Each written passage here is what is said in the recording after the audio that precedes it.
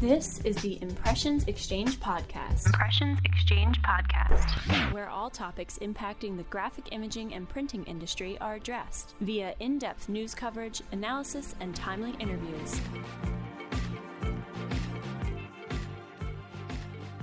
Hi everyone, I'm Ashley Roberts, the host of the Impressions Exchange podcast series.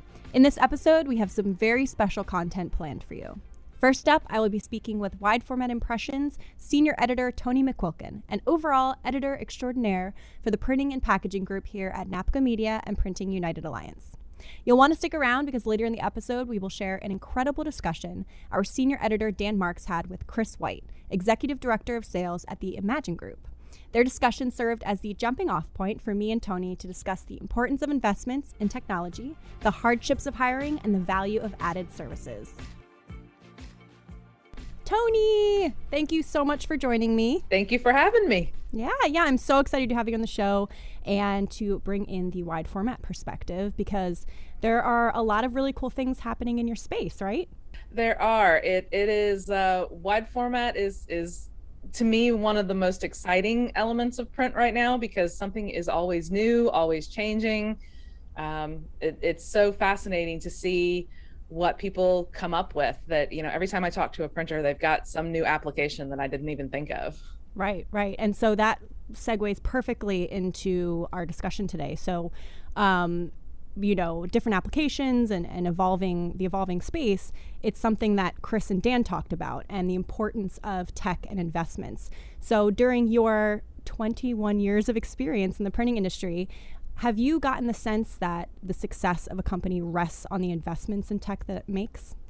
Absolutely. I think that, I hear some of the terms sometimes when I'm talking to printers like, bleeding edge or, and I don't think they need to be quite that, tech heavy in terms of that they need to automatically be investing in the latest and greatest as soon as it hits the market. But I do think that the shops that have survived, the ones that I talk to that are really doing well, even through these last couple of years where there's been a lot of hardship, are the ones that make very strategic investments regularly. They're constantly keeping up with what that new technology is, and they're looking for how it works into their shops and how they can use it. It's not investing in technology for technology's sake, but recognizing that you have to stay on top of technology if you want to continue to be relevant to your customers.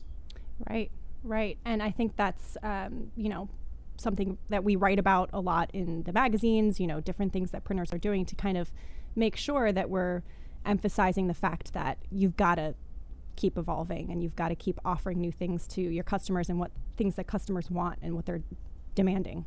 So really important point. Absolutely. I mean, quality changes and you don't necessarily need to be every single year upgrading to it. I mean, that it'll be fairly iterative at that point, but every couple of years, the quality, the speed, the types of print that it can be done, the inks even have changed so much that anyone who's not staying as part of that cycle and that upgrade, they're going to be left behind. Right.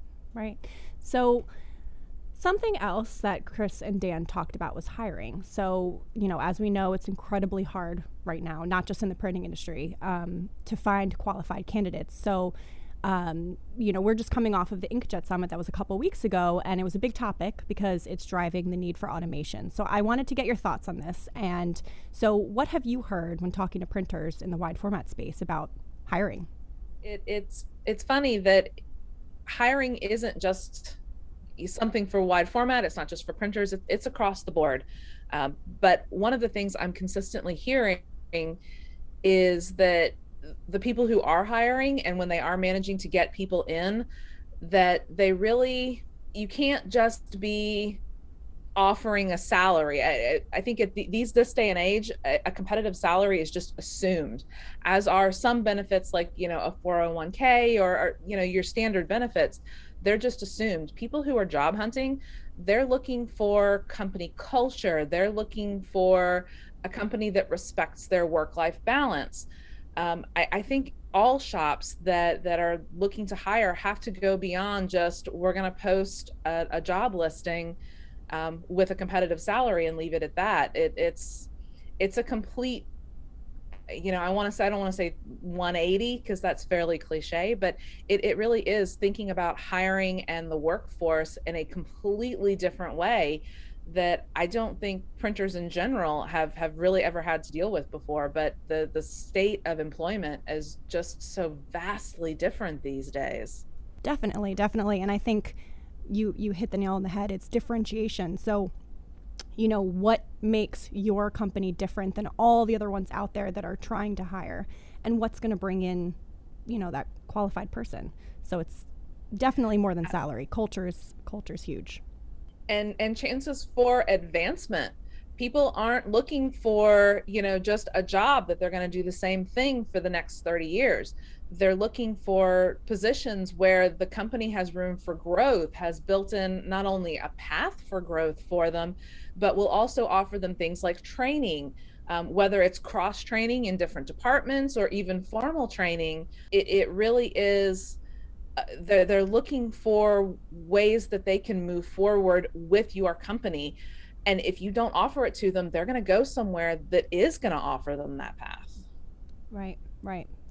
That's so spot on. So another thing that Dan and Chris talked about was value-added services. So can you talk a little bit about what you have planned for wide format impressions this year, exploring value-added services and what the audience can expect?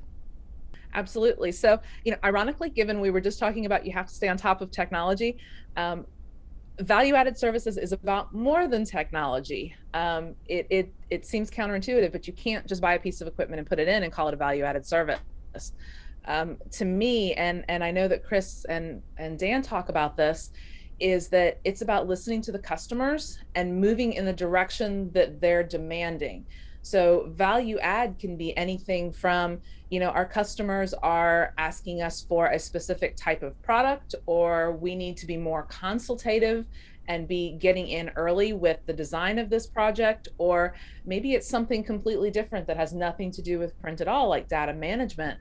I think that when it comes to value added, it really has to be driven by your customer base and what they will actually find value in. And some of that is technology based, and some of that is just, kind of listening.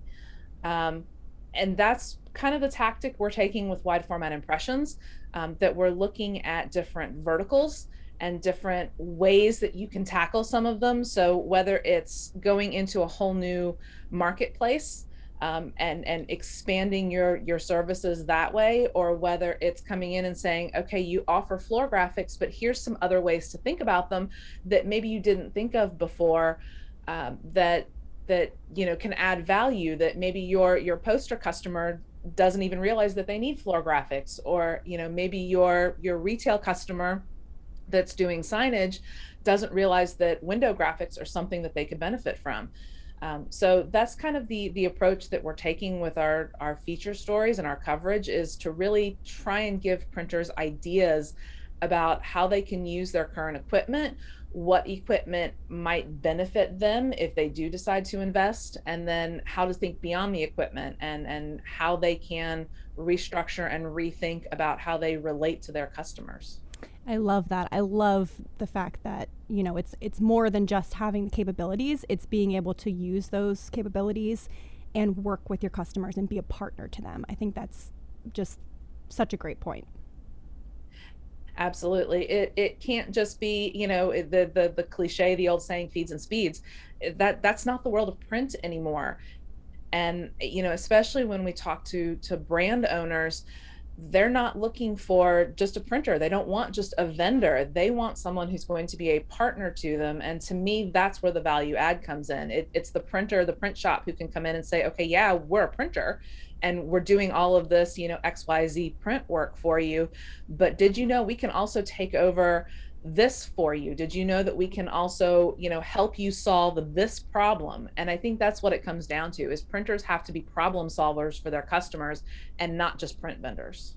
Yes, great points.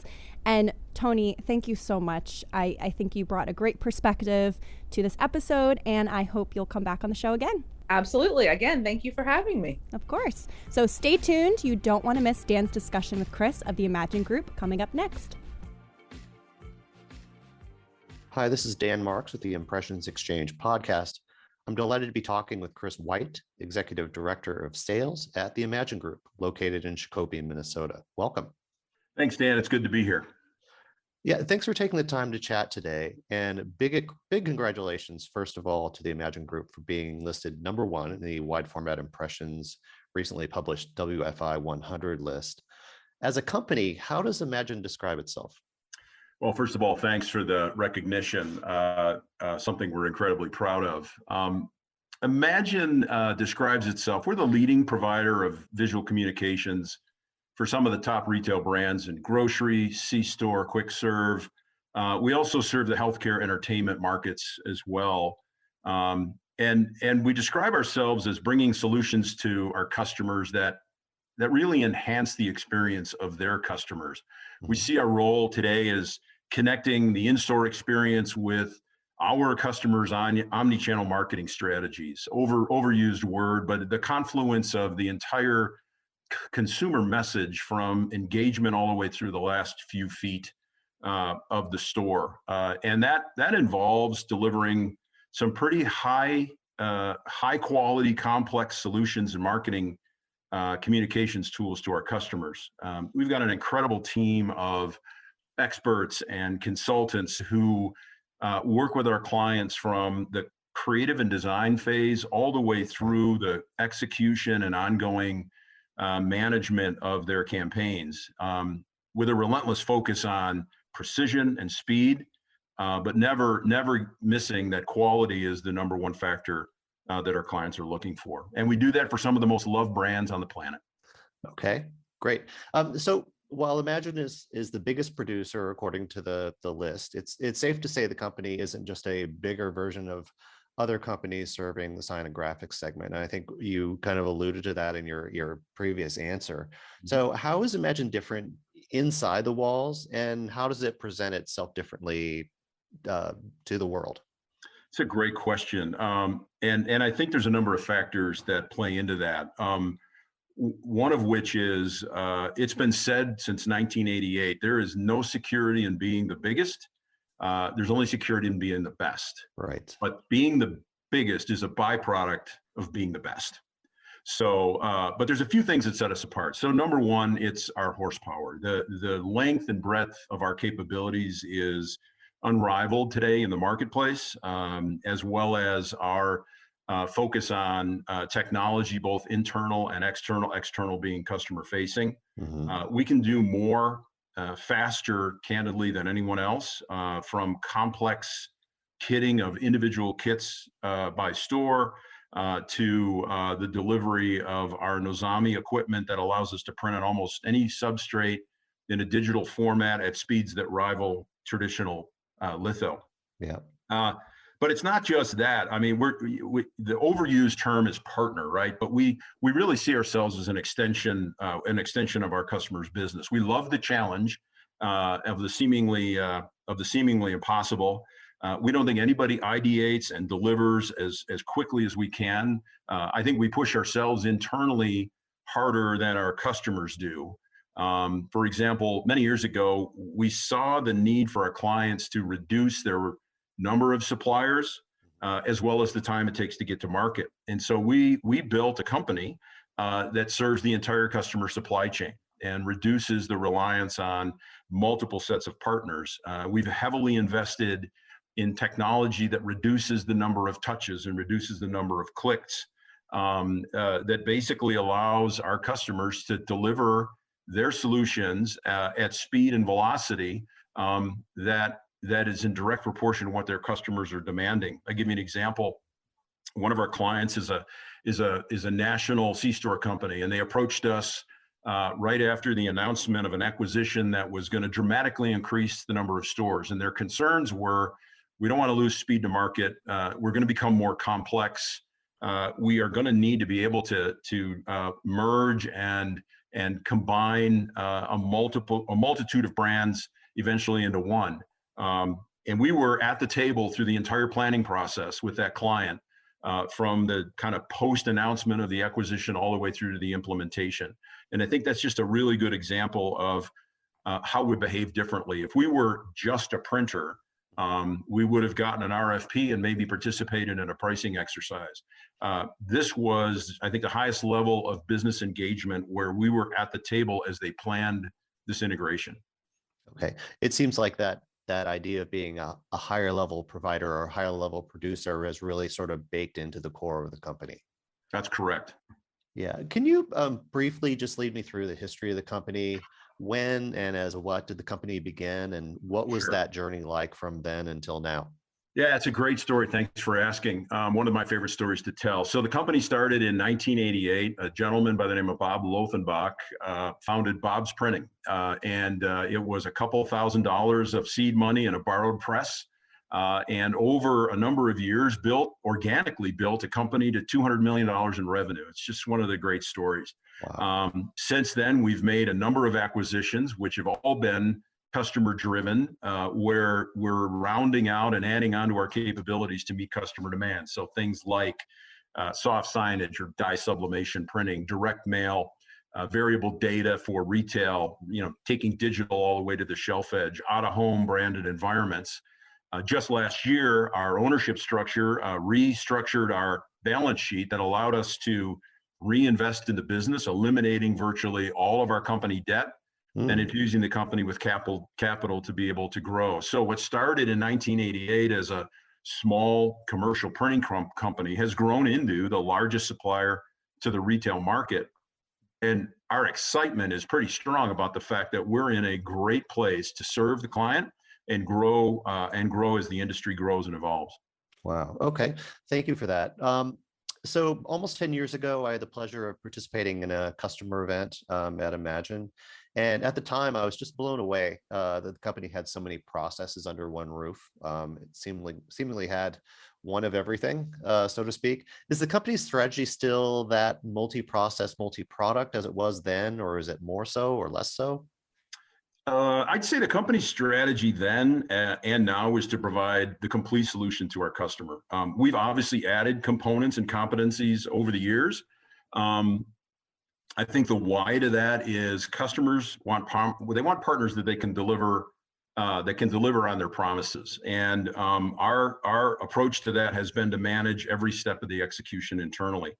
Every single decision we make in terms of what our clients want from us in terms of services and capabilities, whether it's making decisions on press equipment and what press or printing capabilities to provide is driven by what the customer demand is and our ability to service their entire supply chain. From a raw materials perspective, the need to not just operate, especially in today's environment with a tight supply chain, knowing what's available in the marketplace, aligning that with what the customer's needs are, knowing what the alternatives are, but also with an eye on sustainability, which continues to be a major factor on the part of our companies. The sort of end of the process related to finishing and folding and all those services that turn those signs and graphics into what they're supposed to be. And then all the way through to highly complex kitting. We just believe controlling the supply chain creates two things: confidence on the part of the customer we can get it done, but also confidence on our part that we're going to be able to control it. And then underpinning all of that is 1.5 million square feet of manufacturing space that makes us able to deliver within 2 to 3 days the entire continental United States. So our approach has always been to deliver for our customers where they want it, when they want it, and whenever they need it.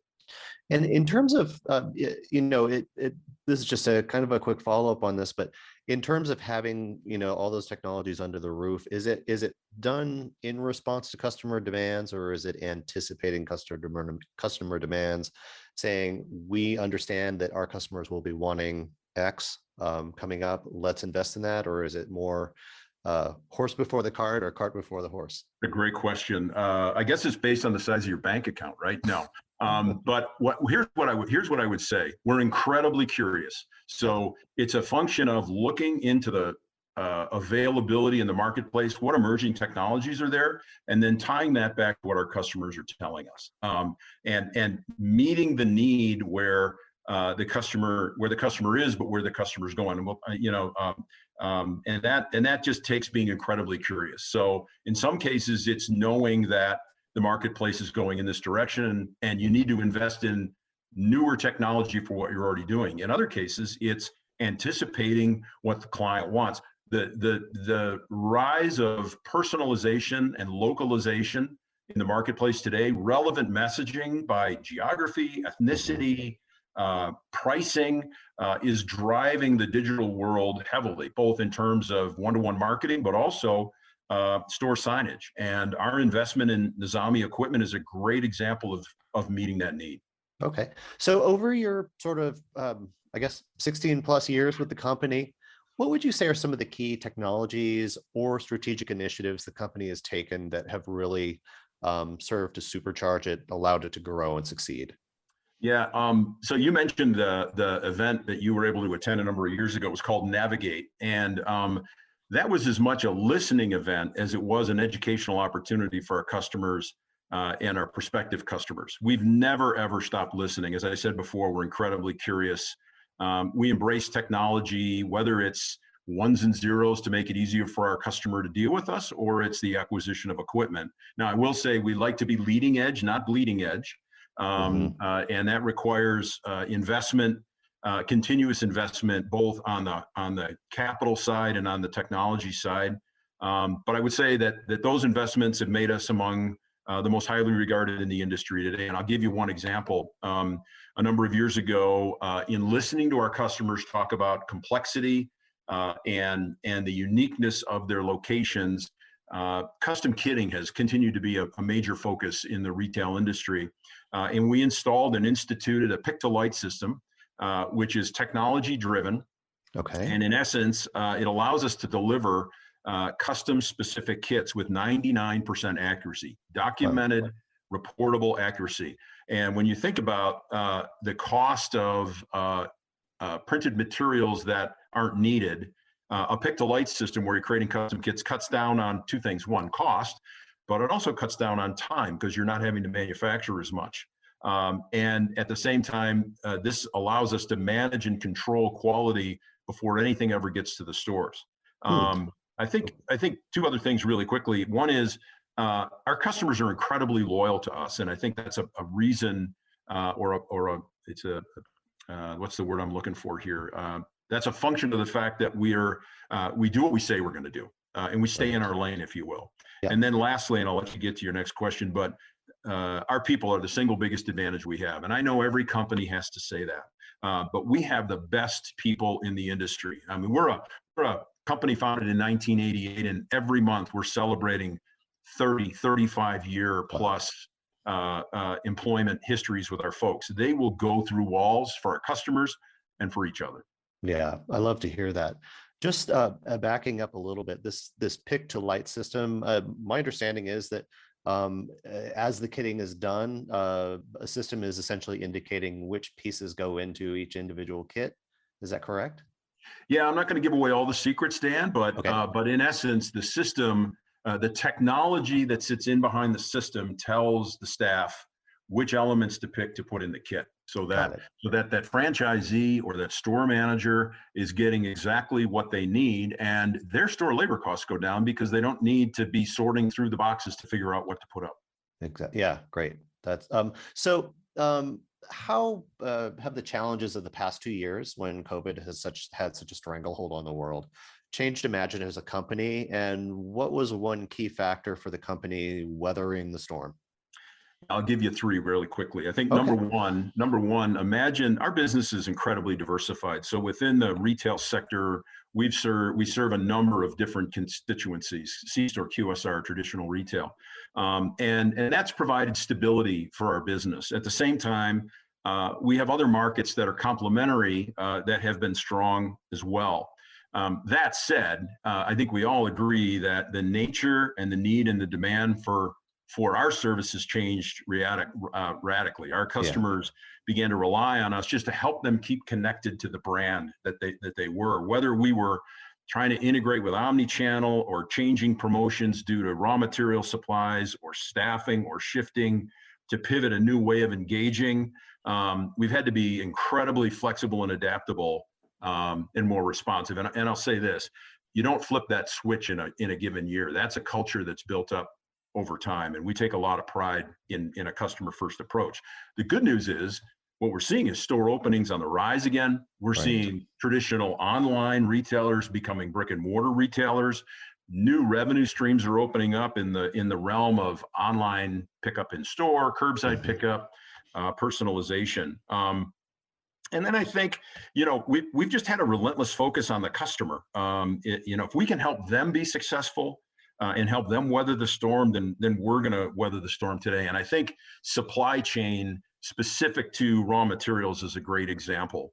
Our connectivity to those markets, our connections in the raw materials industry, our flexibility and ability to offer alternatives as well as alternative print methods gives us an opportunity to still meet the customer need despite those challenges. And then the last thing I'll say is our people came to work every day, Dan.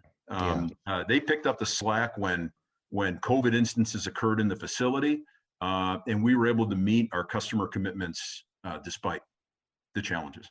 Yeah, I applaud you for those efforts. And I think one of the things I hear in there is you talk about the diversification of the business. And, if you look at things like just personal financial planning, that idea of diversifying your portfolio so you can take a hit here, but not take a hit across the board. It's a game changer for us. It's definitely a smart approach. So, moving on, for Imagine, would you say where would you say the most competition is coming from these days?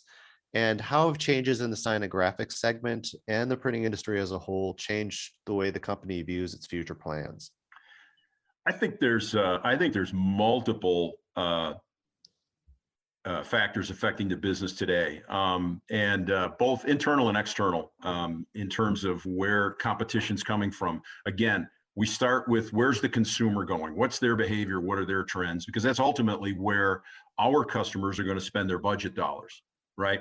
So, COVID has changed the way consumers act. For a year, nobody went into a store. Right. So it wasn't as much about competing with other commercial companies or wide format organizations. We certainly have to be aware of what's happening in the market, but we find ourselves as much competing with the customer's marketing budget and the constituencies that are inside that marketing budget, whether it's digital, social, mobile, what have you. And the challenge is to connect your offering to the overall customer strategy. So whether the client is reducing the number of marketing campaigns or reducing the frequency or reducing the size, to be able to come to the table and say, all right, we're going to do fewer signs. Let's put more personalization. Let's make them more relevant to the consumer who's coming in the store, drives value, and therefore you're tying into the customer strategy. Our future as a company, we're always going to be in the business of serving our customers. At our core, we're a print shop. We're always going to be a customer service organization. And can we stretch and grow? For sure we can, but we're not going to try to be something we're not. And the core of our business continues to be strong and the future bright on the industry as a whole. Okay. Among the printing industry businesses I've talked to lately, one commonality I'm seeing is that they're increasingly defining themselves sort of more by the value-added services they offer as much as or even more than the printing services. Is this the case with Imagine? I know you mentioned the value of the company, this idea of providing the whole factor. I know you said ultimately you're a print shop, but what is the value a customer would see and how would they describe your company? Yeah, great question. Value add, I think you can't look at a supplier's website and not see that word there, right? At least on every page. I'd say this, our product offering has continued to expand to address the entire retail experience. So we're still a traditional in-store graphic company, but today we're a branded environments company. How do we bring your brand to life in the store, not just on the signs?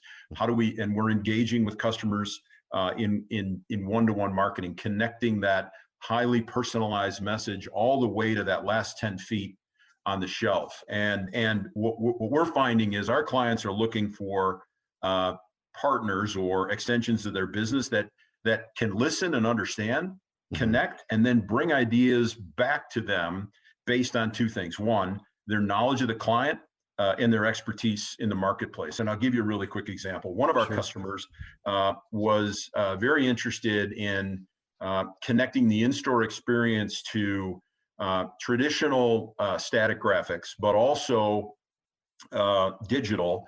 But they also had a strong desire to maintain and enhance their sustainability initiative. And so we had to bring print experts, we had to bring environmental decor experts, we had to bring digital content experts to the table. We had to bring experts in sustainability and raw materials to deliver a solution. We're pretty excited about it, and I can't tell you anything more about it than that, but we're pretty excited about the fact that we've met a client need where it started with, we want to change the way our customers engage with our store. They're starting to come back to our store.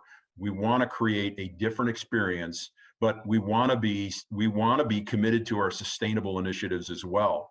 And we were able to deliver that. And so I don't know that we would call that value added as much as that's just a logical extension of the strategy we have. Okay. Yeah. That challenge of taking a new customer direction and running with it. And to me, it seems very exciting to be like, how are we going to do this? How do we figure this out? Gathering the people around and hashing that out sounds rather inspiring. Yeah, like I said, we love the challenge and we love the impossible. Yeah. So as a sales professional, then, how would you say the nature of selling print has changed in recent years? And how have you adjusted your approach? And what's the biggest challenge to selling today? Yeah, boy, that's a great question. I think in general, the selling environment today is much more consultative than at any time I've seen it in my history.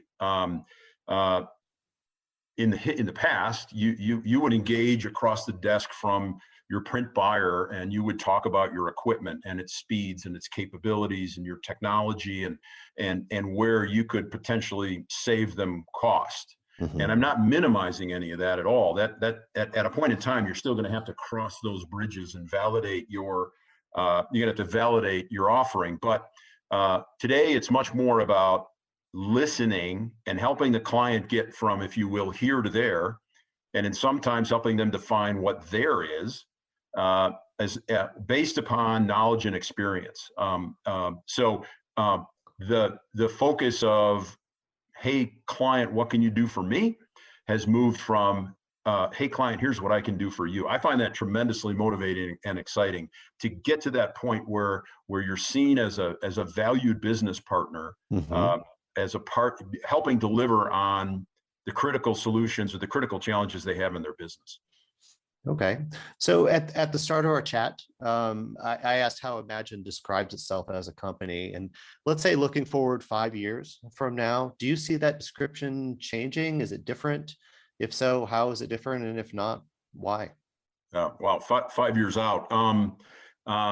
I think I'd be hard pressed to say this is exactly what's going to happen in 5 years, right? Especially if I look back on the last 2 years.